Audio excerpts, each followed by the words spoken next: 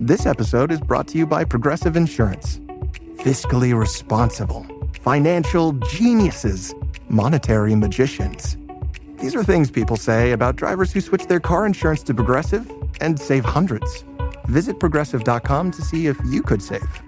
Progressive Casualty Insurance Company and Affiliates. Potential savings will vary, not available in all states or situations.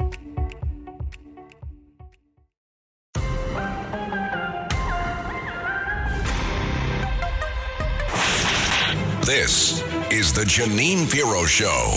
Now, here's Judge Jeanine Pirro. Welcome back to the Judge Jeanine Tunnel to Towers Foundation Show. Joining us now is the founder and president of the Article 3 Project. He is an individual that's been on the show before. His previous life, he was chief counsel for nominations to Senate Judiciary Chairman Chuck Grassley.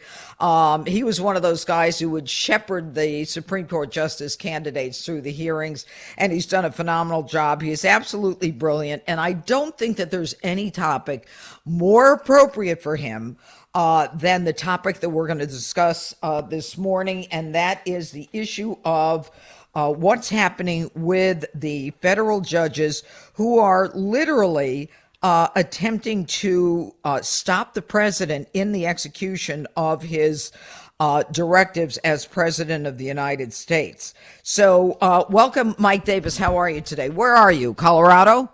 I'm in Colorado, Judge, and thank you for having me. Now, we've got this local judge, Blowsberg, from D.C., and I call him a local judge, Michael, because he is a local district judge. He is a trial judge. He's not even an appellate judge. And he has made the decision that he was going to direct the return of those planes with the Tren de Aragua, designated a foreign terrorist organization, to actually return to the United States. Now, he did that last weekend, but we are now seeing a lot of the consequences of that, where other judges are starting to kind of feel their oats and get involved in issues that they should not be involved in. Why don't you tell our listeners why a local federal judge should not be involved in demanding, of all things, once they're out of the United States, a jet to return full of barbarous, medieval, vicious criminals to the United States? And terrorists. They're designated foreign terrorists. Yes. So remember this, Judge, that President Trump ran on the fact that he's going to hire Elon Musk, he's going to set up Doge, he's going to cut waste, fraud, and abuse, he's going to secure our border, he's going to get these vicious foreign terrorists and international gangbangers the hell out of our country. And the American people like what we heard. And we elected President Trump with an overwhelming electoral mandate, 312 electoral votes, all 7 swing states, the popular vote. President Trump kept the House. He won the Senate, a comfortable margin. The American people elected President Trump to get the job done, and he's doing it. He's doing the unthinkable, Judge. He's actually doing the job. what he promised American voters he would do, and he's doing it fast. This is the advantage of President Trump this term. He had never run for office before. He had never been in office before. He was in office for 4 years. He made mistakes the first time. As President Trump, he doesn't like to acknowledge he made mistakes, but he made mistakes, particularly on personnel, right? And so he had 4 years in office, 4 years to reflect. He's ready to govern on day one. And remember this, President Trump is not stealing Congress's legislative power under Article 1. He's not stealing the Supreme Court's judicial power under Article 3. He is exercising core Article 2 executive power as the chief executive officer, as the commander-in-chief, to take care that our laws are faithfully executed, to protect the American homeland from invasion, to repel invasion. And you have these activist judges, these oftentimes Democrat-appointed judges by Obama and Biden, particularly in Washington, D.C., but also in other liberal hellholes, who are not exercising judicial review. They are executing judicial sabotage of the president's core Article 2 executive powers. And this has gotten so bad. I know this for a fact, Judge, because these judges are so stupid they don't realize that they're talking to people inside their building who may not be on their side. But they're actually having a contest among these D.C. District Court activist judges to see who's going to issue the next TRO. They're giddy about it. All right. And of course, for my listeners, a TRO is a temporary restraining order trying to stop the president from doing his job. But Michael, I think what's important for my listeners to understand is that judges do have an important role. We're not saying that they don't, but there are certain areas where judges should not be involved. And one of those areas is the Article 2, as you call it, the executive power of the president to get rid of foreign terrorist organizations. I mean, these people are savages. They are savages what they do to people in this country. And you've got this guy. He was an Obama appointed judge, this guy Boasberg. Yes? Yep, Boasberg. Yes, okay. Jeb Boasberg. And really, Judge, there are two cases that are really egregious, a really egregious, lawless. They're two lawless orders, and they not only are they lawless, they're very dangerous. This started. There's a new judge on the D.C. District Court. His name is Judge Ali, and he is actually still a Canadian citizen. I don't know how the hell this happens. Are you kidding? He's a Canadian citizen, and he's a D.C. District Court judge for the rest of his life. He brags that he's the first Muslim, the first Arab on the D.C. federal bench, and he just got on the bench in the lame duck session after the election. He got jammed through by the Democrats before they had to hand over the gavel in January. This guy is a complete radical. He's the one who President Trump wanted to do a 60 or a 90-day pause on foreign aid so the president can do a national security review, which is his constitutional duty to take care that we're not funding Hamas terrorists, for example, under the guise of Gaza humanitarian relief, to make sure that we're not funding waste, fraud, and abuse, like researching transgender mice in Pakistan or whatever the hell they're doing at USAID. And so President Trump just paused $2 billion in foreign aid at USAID just to do a review. Right. And this judge ordered the president to send out this $2 billion to reinstate it.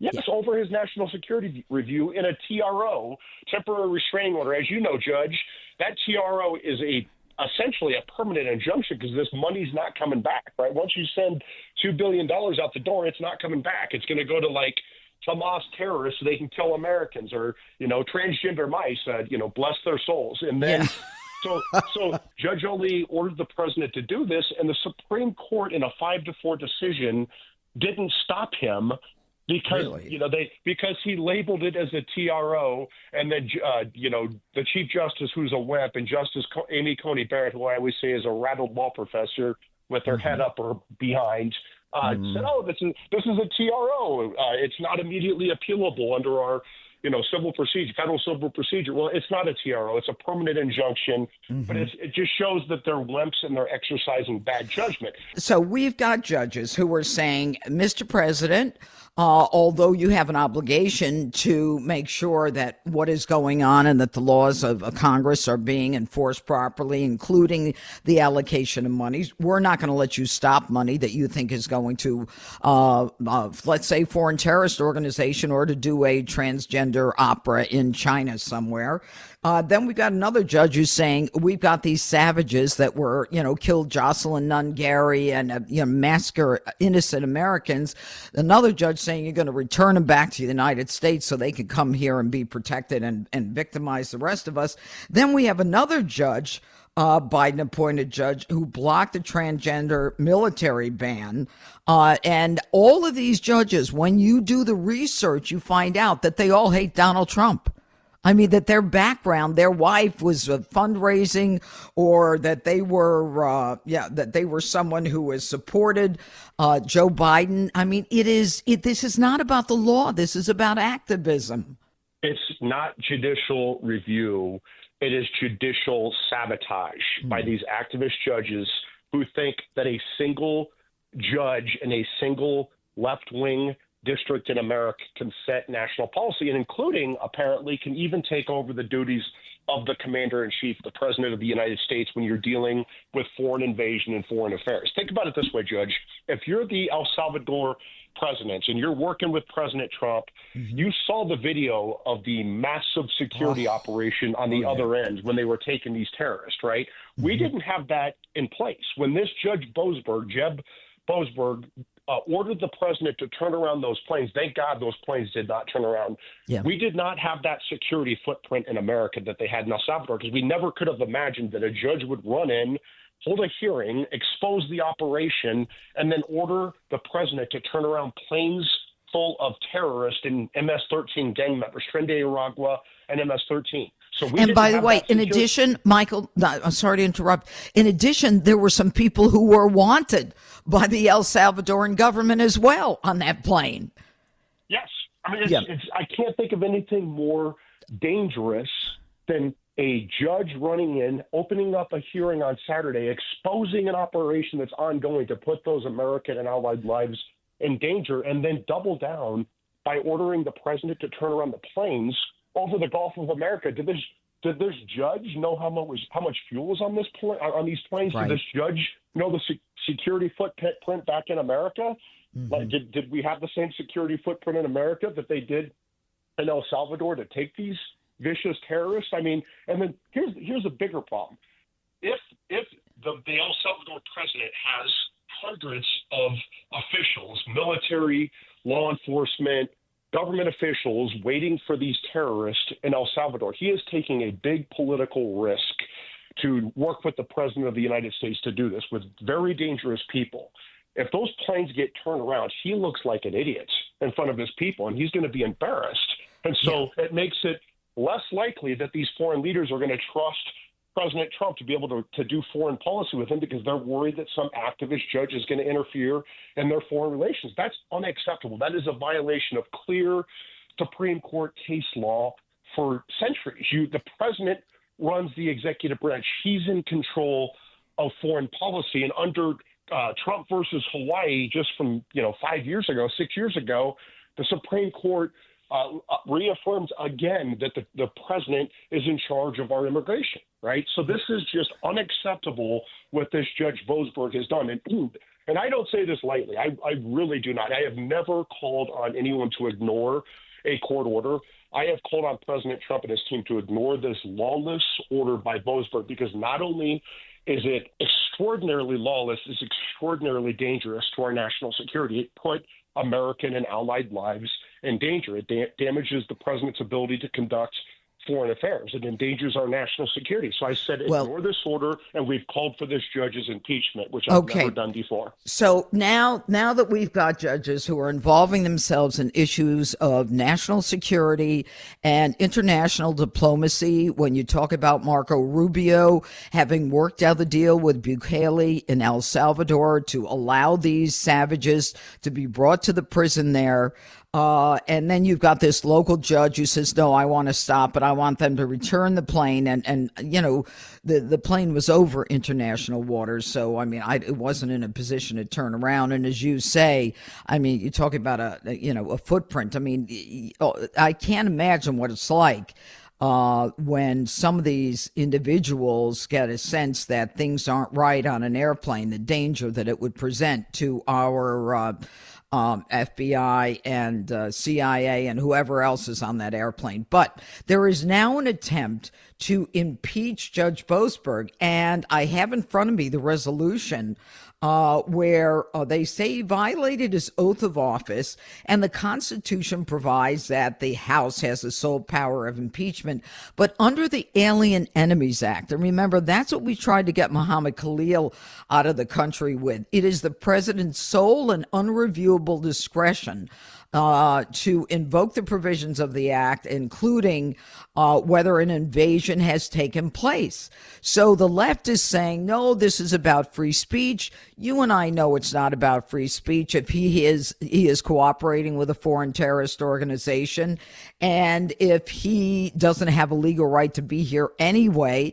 People are acting like, this guy, he seems like a nice guy, but in his conduct, he violated his oath to the Constitution. He is anti-American. Can someone please tell me why the left, why the Democrats would use this as a hill to die on? because they can't help themselves. The Democrats have allowed their TDS, their Trump derangement syndrome, to turn into supporting TDA, Tren de Aragua, the most vicious international gang and international terrorists in the Western Hemisphere. So you have Democrats, TDS, leading to supporting TDA. It's unbelievable how crazy they are that they're dying on this. So I mean, as a Republican political hack, I love this, that they're dying on this hill, because it's just so insane that they're going to do this, that the Republicans could actually pick up House and Senate seats in the next election, which is, it's very hard to pick up Senate seats or House seats for the president's party in the first off-year election. They usually lose and lose badly, but this could change that dynamic. I would say this to Judge Jeb Boasberg. Unless he's a transgender Black woman, I don't know how he thinks he's qualified to be an air traffic controller, because Joe Biden only hired transgender Black women. So for that reason alone, I think Judge Boasberg should step aside from his moonlighting as an air traffic controller on Saturday and probably just stick to cases and controversies under Article 3. I must tell you, I mean, you are brilliant as it relates to the Article 3 project and what you're doing. But this, we're entering a new era, and I just want to kind of end it on this.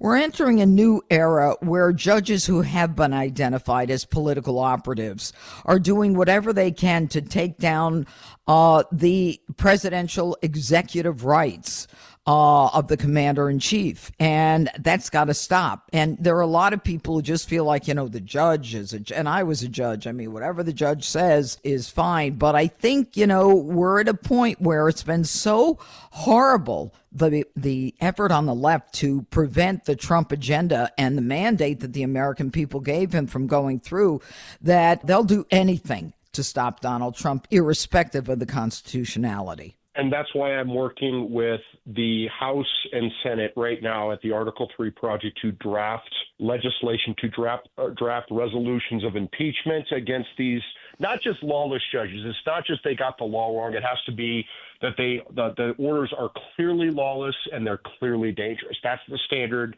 that I'm using for impeachment for these judges, because I don't take it lightly, just like I don't take it lightly to ignore judges' orders. I've only done it once with Boasberg with these planes turning around. And we're also working with legislation to get the Article 3 judges back to their job.